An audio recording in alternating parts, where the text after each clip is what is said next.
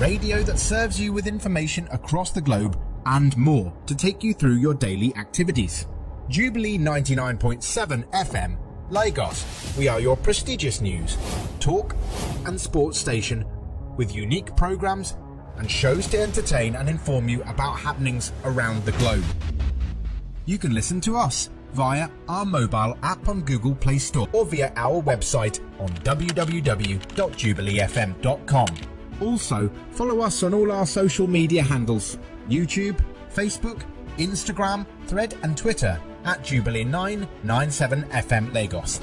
Jubilee 99.7 FM Lagos, because you love it.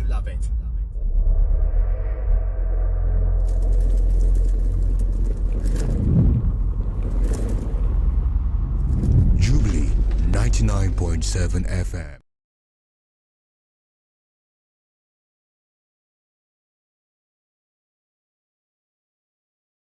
I think we engage in these things not knowing that there are legal proceedings towards this. So please, can you explain the legal definition of assault and battery in Nigeria? Okay, so when you're talking about assault and battery, simply put, they go hand in hand. Now, it could be civil and it could be criminal. Now, when we are talking about civil assault and battery, we are talking about assault in the sense that threatening to harm someone, but not actually harming that person. It's just a threat.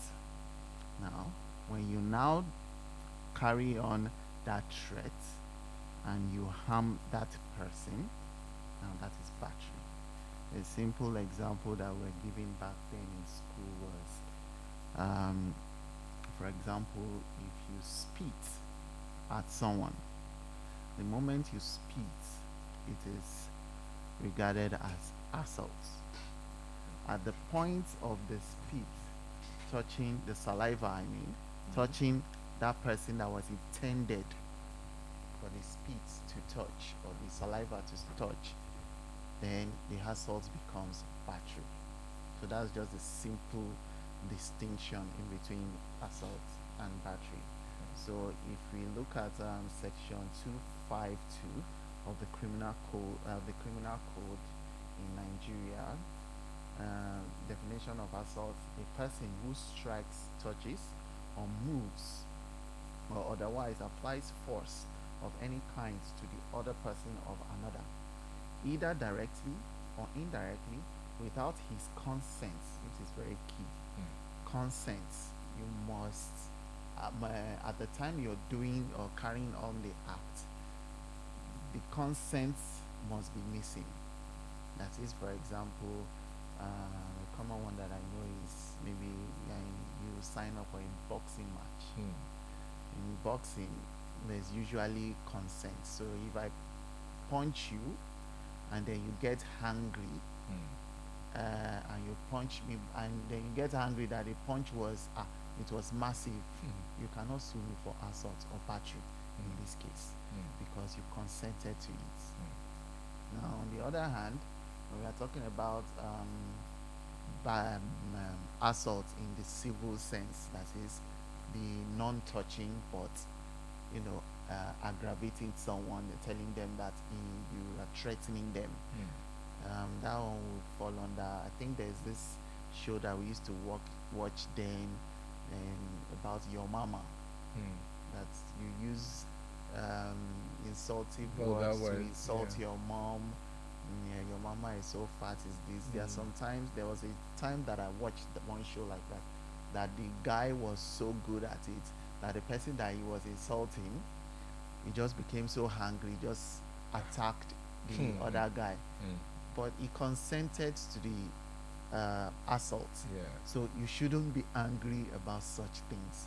You understand? So if you attack that person, you will be guilty of battery in that case. So section so let me move on with the definition. Without his consent or with his consent, if the consent is obtained by fraud. So when you get the consent and that consent was obtained by fraud, then it's no consent to start with. So, or who by any bodily act or gesture attempts or threatens to apply force of any kind to the person of another without his consent, in such circumstance that the person making the attempt or threat has actually or apparently or present ability to affect his purpose, is said to assault that other person, and the act is called an assault. So what the criminal code did was they mumbled up both assault and battery, unlike in civil law that they distinctly describe what assault is and what battery is. Assault starts with A and battery starts with B. So A comes before B. So it is the attempt to make on that threat, and it is the B will come after the threat. That is, oh, you've carried on the threat. That will be. Okay. Now, when we put the two of them together, they can come on their own and they can come together. You can have both assault and battery, and you can have just assault and just battery. But assault is something that you see coming. The threat, you must have seen it coming before someone can be guilty of that act. But battery, someone can hit you from behind. So it's not necessary that you see battery coming. You understand? So in those two, that's just the two distinct terms when it comes to it. So the term applies to force, includes the case of applying heat, light, electricity, electrical force, gas, odor. A simple farting at a mess can be assault. Really? Yes. But some people, okay, I've heard, people who say, if it's so grievous that people had to run away. You understand? So, but some couples will tell you that, oh, we do it now. And if you are, that is consent. One might take offense and say, oh, I don't like it. But some, what do you mean? If are we not? Take offense, you are guided under the law. You can take it off if you want, or any other substance or things whatsoever, if applied in such a degree as to cause injury or personal discomfort. So section 351 punishes for assault and battery. Punishment is for 1 year, which is misdemeanor. And then if it applies to felony, which is 3 years, then there must have been some grievous bodily harm involved. So let's say in the case of, okay, there are two questions I want to ask about. I want to ask now. In the case of domestic violence, we'll look at that. And then, a couple of times I've had female friends say that, oh, I went to the market and I was assaulted.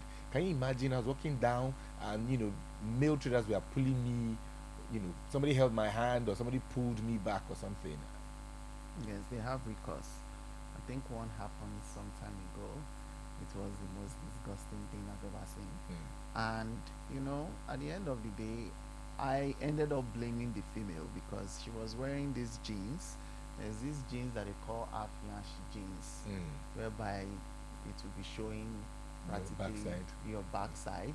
It's a jeans trousers, but it will be showing your backside. So she climbed on top of the bike, and all these hoodlums, they just put their hand in the middle because she's very big at the behind. So they just put their hand in the middle of it, and I was like, Jesus. Oh, that's wrong now. Of course it's wrong. So at the end of the day, even though it's wrong, we need to advise some women that they shouldn't be dressing provocatively, because there's also the defense of provocation. Oh. Do you understand? It might not work in that sense, but I intentionally brought that up because even though the law provides for that as a crime, you also have defense. So if you the types of defense that you have includes consent, self-defense, reasonable defense of others or property. You can claim self-defense in the sense that I was fearful for my life, or I thought it was going to hit me, so I did to hit him. Mine first, or the way he hit me, but it must be reasonable. You don't, someone don't slap you and you go inside and you go and bring cutlass. There is no reasonability in that. That is not self-defense. You intend, someone slaps you and you left the scene because heat of the moment also occurs. It must happen in the heat of the moment. That is, you must not have time for the passion to cool off. And what if the person who slapped you is bigger and just felt the only way you could do is to pick up something? Someone is bigger than you, and you are cornered. You don't have anywhere else to escape to. You can always pick up something to hit him with. Of course. What if at that time, probably the only thing you could pick was to go inside the house and come out with something? Why are you going inside the house and coming out? Why don't you go inside and lock yourself inside? Must you come out? Okay, very nice one there. All right, if you're just joining us, it is Jubilee Weekend Show here, and of course the show is Legal Matters. We're talking about assault and battery in Nigeria. You can also join the conversation by going to our Facebook and YouTube pages at Jubilee 997 FM Lagos to watch us live and drop your questions based off the topic of conversation, assault and battery. All right, and of course the phone lines are very much open as well. 0805 251 9337, 0805 251 9337, and 0704 100 8997, and 0704 100 7997. You could call in as well as send in your text and WhatsApp messages, to ask questions to the barrister about the issue of assault and battery. And you can also join the conversation live on Facebook and on YouTube at Jubilee 997 FM Lagos. Okay, so let's look at the case of about the defenses. The defenses. Yes, right, that's what we're looking at.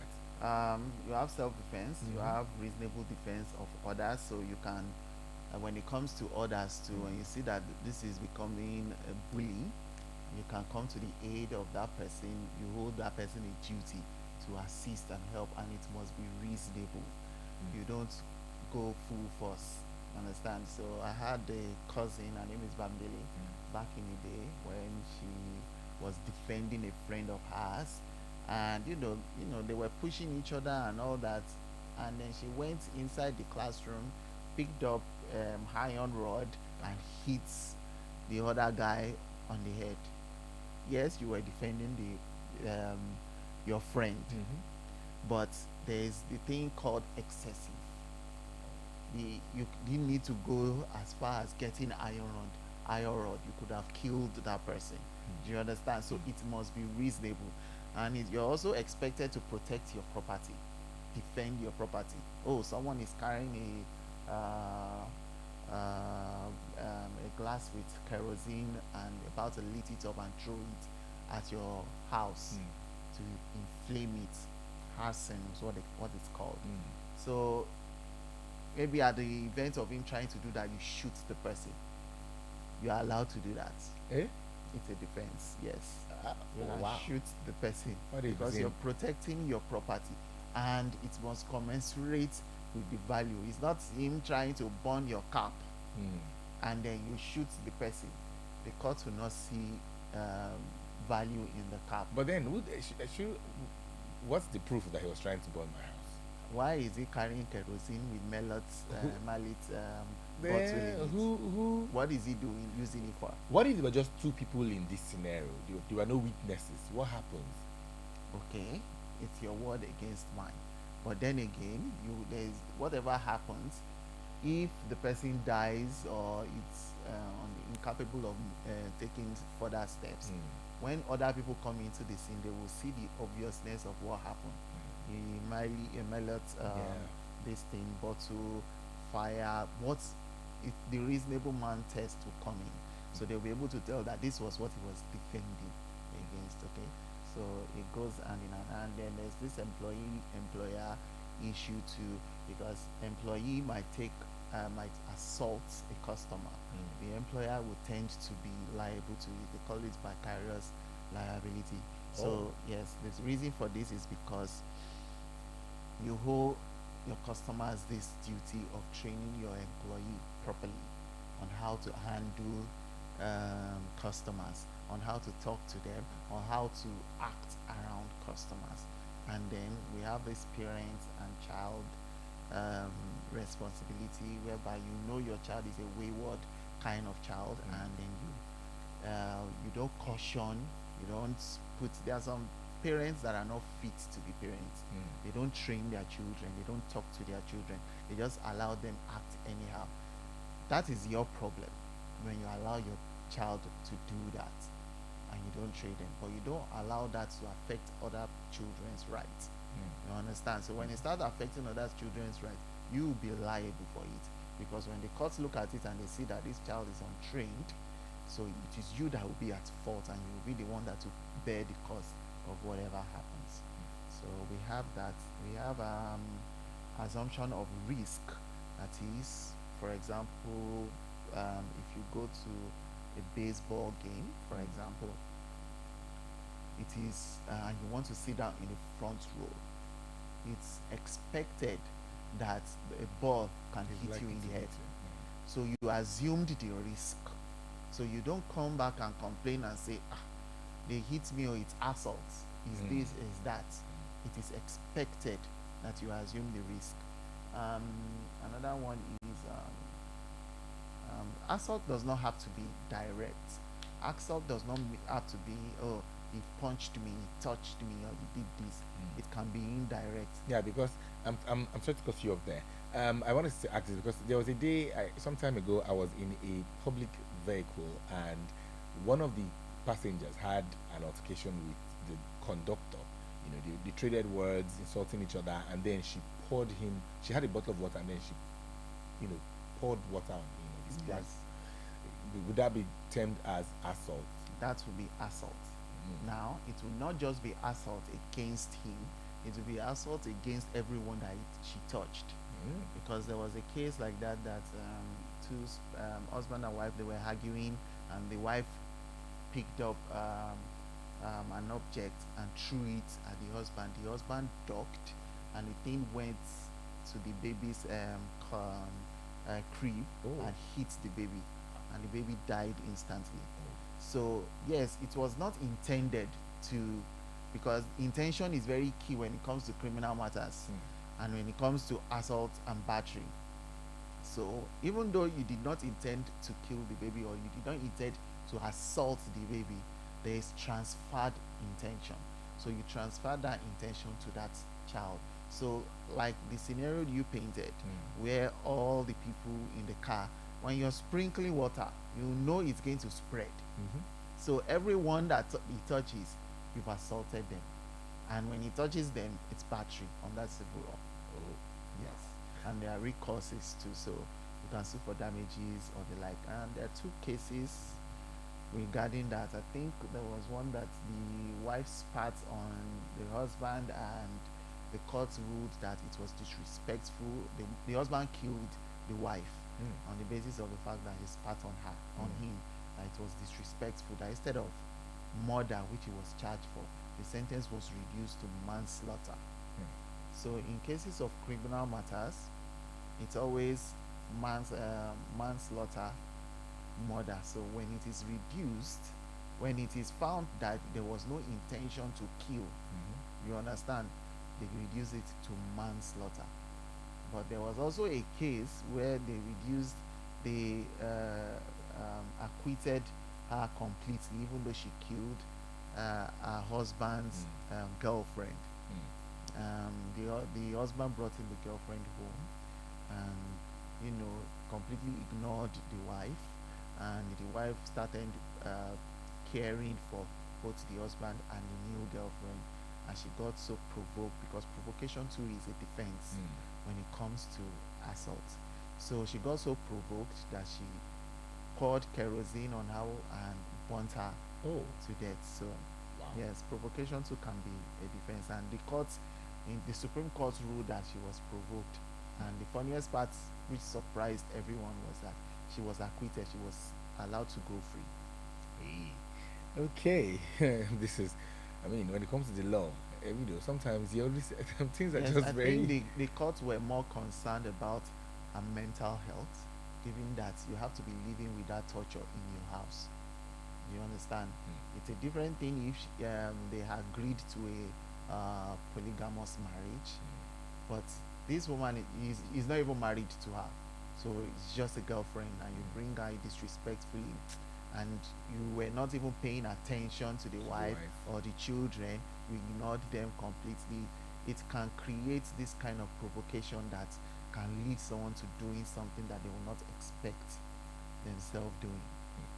Okay, let's look at the penalties or sanctions that are imposed on individuals who are convicted of assault and battery in Nigeria. When somebody, after going to court and then the court says, okay, you are guilty of this, what are the sanctions or penalties that can The sanctions are in section 351, which is punishment for 1 year imprisonment, misdemeanor. That is, you intended to scare the person, and this person who you intended to scare or to make afraid of you was actually scared. You understand? That would be under assault. You understand? But this kind of cases, the investigator is usually looking for the battery involved. There must have been a touching, because the police are more interested in injury. But in some cases, you might just scare someone, and in the event of scaring that person, they fall down into the gutter. Or you understand what I'm trying to say? Okay, let's say these people who go about pranking people. Prank stars, Yes. will be very much liable to battery. Oh, because to assault, we see these videos of them, scaring people. They You see do people it a lot. running. Some people fall down because of running There's around. one that was so bad that they will tell someone to be jumping up, and while he's jumping, they'll put a rake to him while he's on the air, and the person will just hit himself on the ground. That was such a big issue then that they started telling people that they should stop that TikTok movement, that they are going to get someone injured someday. So it's really, really wrong, and it's a crime. It is indeed a crime. All right, the phone lines are very much open. I know you have questions you want to ask. You could send me your messages via text or WhatsApp, as well as call into the show 0805 251 9337. 0805 251 9337. And of course, 0704 100 8997. 0704 100 8997. And 0704 100 7997. We're talking about assault and battery in Nigeria. A lot of us do these things that we do not take it, we feel it's just normal that you can do it and get away with. But then there are legal repercussions to these things, when somebody. But how about the case where somebody, grabs your hand? That's assault. Assault, right? But then what? That's assault and battery. But then Put how together. how do you prove this person held your hand? You know the funniest thing? No. The thing about criminal law is beyond reasonable doubt. So you have, for example, I work out a lot, so I sometimes forget my strength. There was a time, because the most provocative people in Nigeria, especially in Lagos, are yellow bus drivers. They will just drive recklessly, behave like they don't care what is going on. And this guy hit me from the back, and when I got out from my car, I was so upset. I hit my hand windscreen, Oh. and the thing shattered. I'm like, am I that strong? I did not expect it. And you know, the dent to my car was just so minimal, and I was like, compared to the damage that I just did to his own vehicle. So my point is, one should always be careful with the kind of steps they take. Yeah. And at that point, what happened was that the passengers in the car, they were so supportive of him, which is expected because he was taking them somewhere. So they did not care that he was the one that started or that provoked me to get into that point. So they followed him all the way to the station.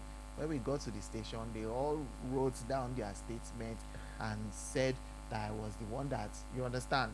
So don't think because how do you prove something? You'll be surprised that someone will come out from somewhere and stand as a witness against the person that assaulted or held that person's hand.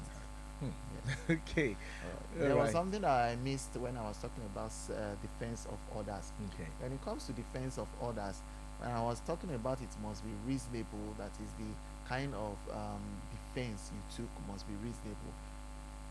There's also a rule that says you must have some affiliation, some relation with that father or parental this thing. So there must be a relation. You cannot just be a stranger and then you go ahead and you do something as reckless. Not that you cannot defend a stranger, you can defend a stranger, but the degree to which you will take it when someone is when it comes to an abuse, for example, because an assault could be simply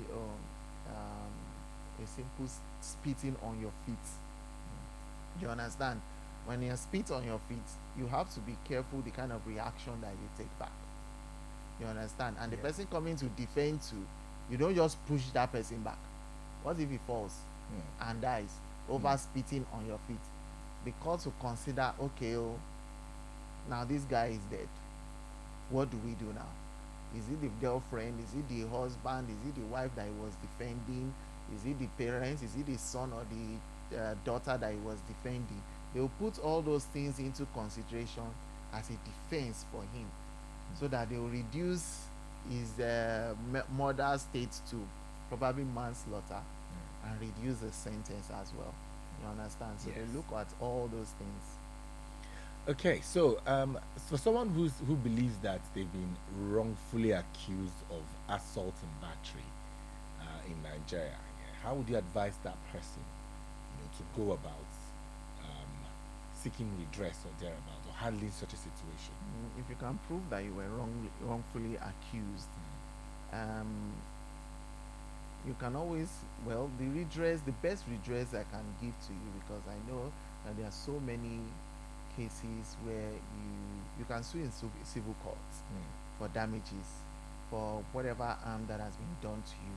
That is when you because I know there are cases of rape where the female person lied and this man's life has been wasted for years, spending years in prison. You understand? So those cases, they are recourse, whereby if there is a proof or evidence to show that this thing never happened, that this female lied against you, you can go to court and sue for damages on the basis of that. So it happens. Your court is your recourse, though. Oh, okay. And then for someone who has been a victim of assault and battery, how do they go about it? Just report to the police. And then the police will just... The police will take it up because it's a crime against the state. And when it's a crime against the state, let the police take it up. But if you have been injured, you have a better recourse in civil courts. So in civil courts, because there is a thing called the Humpty Dumpty rule. That is the eggshell rule. Humpty Dumpty sat on the wall and then he fell and shattered into pieces. There are some people that are very fragile. Do you understand? They probably have some underlying illness, and then you went on ahead and you pushed them or slightly touched them. Those people are like eggshells. So any damage that occurs to them or that happens to them, the court will always come back and tell you, why did you touch him in the first place? What if the person didn't know? It doesn't matter. The fact is you intentionally touch that person. Okay, let's go to the phone lines and see what we have here. Hello. Hello, good afternoon. Good afternoon, Funsho. How are you doing? I'm fine, are you? Very well, thank you. Yeah, please, I want to ask our lawyer, please, I want to know, this assault and battery, are these things restricted to some particular people? For example, police, like police slapping civilian or harming, beating a civilian, could that be time as assault or battery? Okay. Thank you. All right, thank you very much. So, there was a thing that happened a few years ago where some group of guys were arrested and charged to court, and it turned out that the police didn't even have enough evidence to convict them, and they spent a lot of their years, and they were embarrassed on NTA and so many stations like that. And when they approached me, I told them that your recourse is simple. You can sue the police department. They will pay for every damages. You spent months in prison.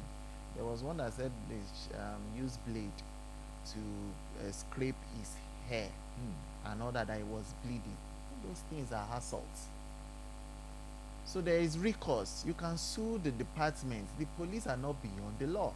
You don't just say because you are a police and you forget that there is something called excessive force when it comes to arrest or when it comes to dealing with civilians. The police are your employees. They are there to protect you, not to create more damages, not to create more issues. So the police are no different, are not exempted from the law. You can bring both criminal and civil action against them as well. Civil is always better because you will get paid.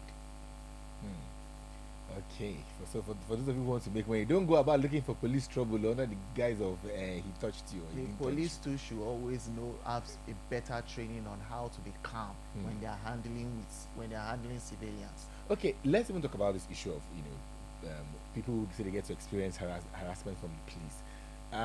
Let's say we know how these policemen go around doing their duties, patrolling and all, and then they get accosted. They get to see some group of people and accost this group of young persons and begin to ask questions.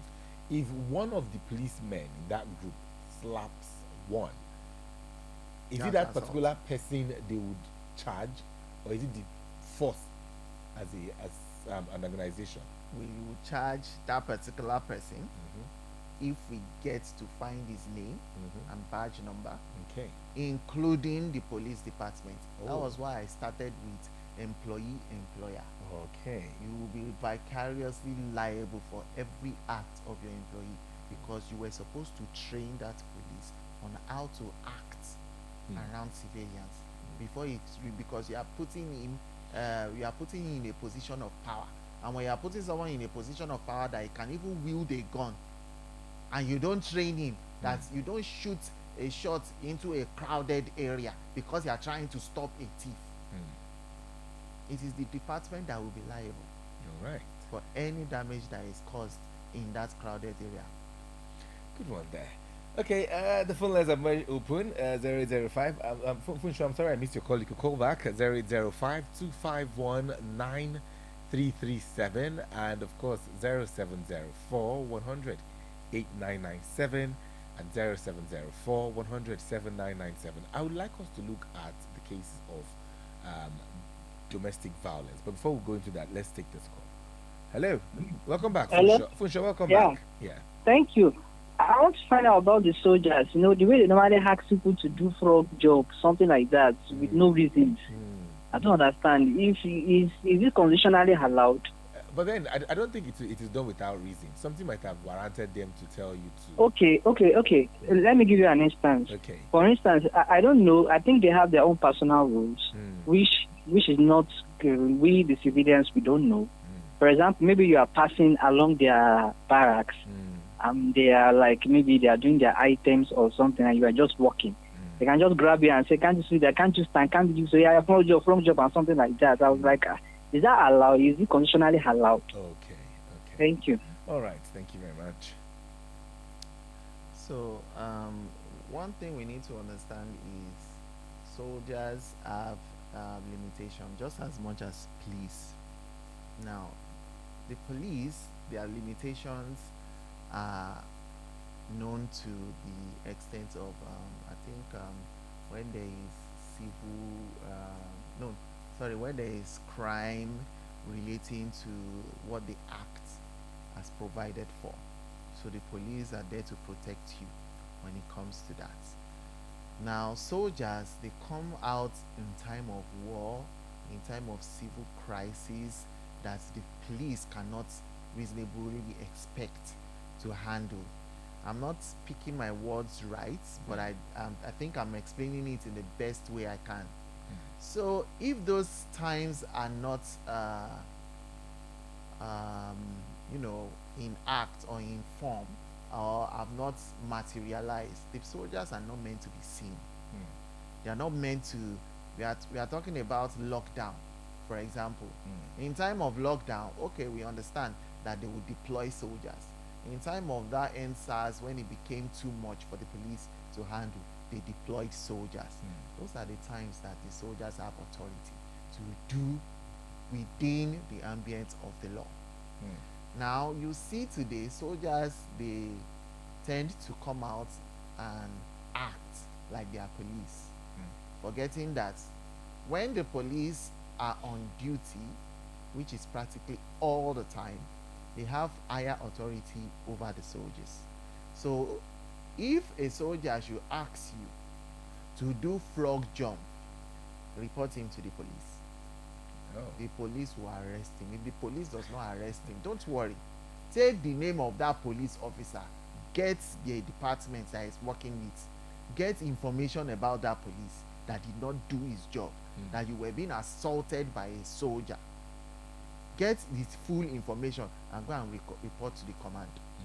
The command will summon him. I've seen a lot of times that task force arrested soldiers passing BRT lane. I think I've seen one. You've seen that along that. They know that they have higher authority over them when it's not the time of war, when it's not the time of crisis. Why are you outside? What are you doing? Committing crimes. Do you understand? Yes. So the police have higher authority than the soldiers. Why? Because there is a particular time that they are being deployed to come out and show themselves or to act. Okay, let's take this. Hello. Hello. Good afternoon. Good afternoon. What's your name and where are you calling from? My name is Fat. I'm calling from Igodo. All right, let's hear you. Go ahead. Is bullying? Hello. I said it's bullying and assault. Okay, bullying. All right. You get to hear this. All right. Thank you very much.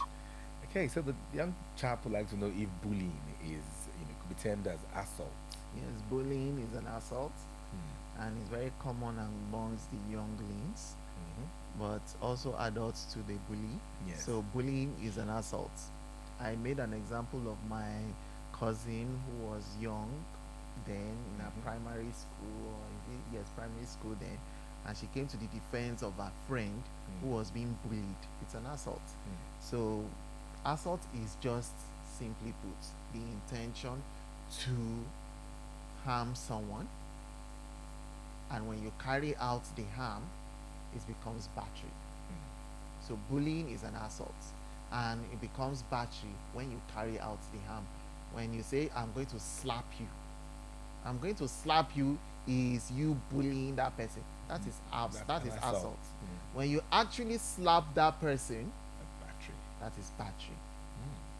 That's battery. But when you now say, they not born you well, try him. If he slaps you, there's nothing you can do because you consented to it. Oh. Yes. Oh. It's called contributory negligence. You contributed to it. You allowed him. You told him to do it. You dared the person. You provoked the person. So the defense of provocation will come in there. And we've had defense of provocation that led to someone's death that acquitted someone. That's the case that I told you about. Yes. She killed Killed someone. that girlfriend and still was acquitted. They did not charge her to prison. I mean, they did not imprison her. Her rather. Okay. I really want us to maybe that's something we'll look into next week. Look at the issue of domestic violence. Under this case of battery and assault. But unfortunately, we are out of time now. But then we'll probably look into this next week. Thank you very much for being a part of the show. Thank you for being our guest Thank on you. the show. All right, Lagos. I'm sure you've heard, you've learned, because that is the motive for the show, for you to learn, not just hear, but then learn. You now know the difference between assault and battery, and you now know, a few rights that you could stand and say, okay, this is right, this is wrong. Thank you very much. We'll go for a quick break. When we come back, the Jubilee Weekend Show continues. Stick around, don't go anywhere.